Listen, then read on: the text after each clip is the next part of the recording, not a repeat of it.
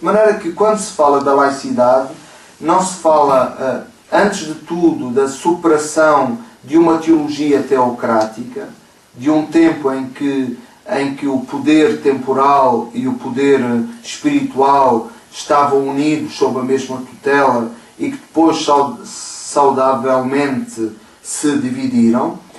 Mas penso que a questão torna-se mais interessante quando nós percebemos que os processos de secularização são processos induzidos pelo próprio religioso. E aqui é importante percebermos como a secularização histórica na qual nós estamos inscritos não é um processo, por exemplo, eu falo como cristão, não é um processo exterior ao cristianismo, nem é um processo contra ele. Como dizia Jacques Maritain, a democracia é também uma manifestação temporal de inspiração cristã.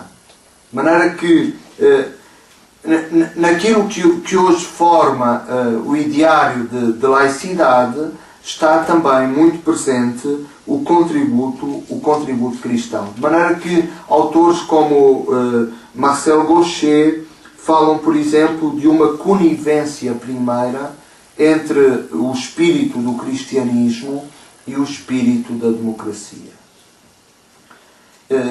E isto é importante para nos situar como atores de direito próprio no contexto democrático e não como, digamos, uns bárbaros arcaicos que têm de ser domados para ocuparem um lugar que lhes é indicado na composição democrática, mas para percebermos como não existe essa separação assim tão óbvia, ou como muitas vezes se quer fazer crer, entre a religião e a democracia. No Concílio Vaticano II a gente percebe que, por exemplo, um documento como a Gaudium et Spes faz o elogio da laicidade. E é muito belo. Esta tarde estive a ver os adjetivos com que se caracteriza a laicidade. Diz que é bom, é verdadeiro, é justo. Esta tríade de adjetivos mostra bem como a própria Igreja Católica, neste caso, mas nesse sentido penso que há uma consonância muito grande com outras igrejas cristãs. O cristianismo não se pensa como um enclave dentro da democracia, mas tal como o mundo reconhece a Igreja como uma realidade social e histórica e como seu fermento, também a Igreja em nenhum momento ignora aquilo que recebe da própria história, aquilo que recebe da própria democracia e da evolução do ser humano. Dizer isto não anula, digamos, pelo contrário, sublinha a necessidade de que o religioso constitua a afirmação de uma singularidade própria, de uma especificidade própria. É verdade que a religião não é um enclave dentro da democracia, mas a religião não se dilui numa laicidade ou num espírito ou numa simples tolerância. A religião é também a afirmação de um caminho identificado, de uma revelação, de um modo, de uma tipologia de viver. E aqui surgem muitas vezes os contenciosos entre a religião e a democracia. E nós sabemos que o terreno ético é lugar, digamos, quase por excelência, desse contencioso.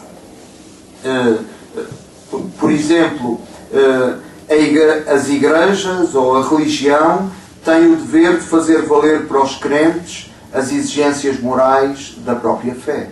Tem esse dever, senão não era religião, não era fiel à experiência que transporta.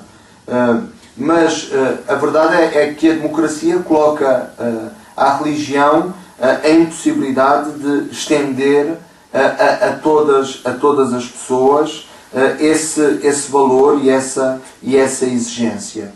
E por isso é muito interessante, eu penso que no interior da própria Igreja Católica este debate é um debate muito vivo, no qual todos nós ainda estamos inscritos, e nem sempre temos a distância suficiente para o olhar, até porque são questões, digamos, muito do coração. Mas um magistério recente, e penso em textos como o Veritatis Splendor ou o Evangelium Vitae, introduzem abertamente, porque também nascem neste contexto europeu em que nos situamos, estes dois documentos introduzem abertamente o tema da invalidade jurídica de algumas leis da democracia. E leis, nomeadamente, que autorizam o aborto ou a eutanásia. E este tema é um tema fundamental e que, sem dúvida, será um sulco a ser aprofundado. Coloca, sobretudo, a questão da diferença entre a legalidade e a legitimidade moral. Há coisas que são legais e que não são necessariamente morais.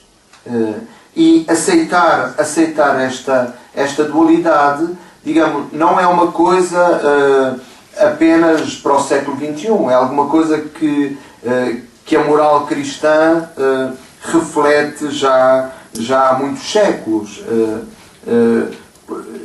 E penso, por exemplo, em Tomás de Aquino.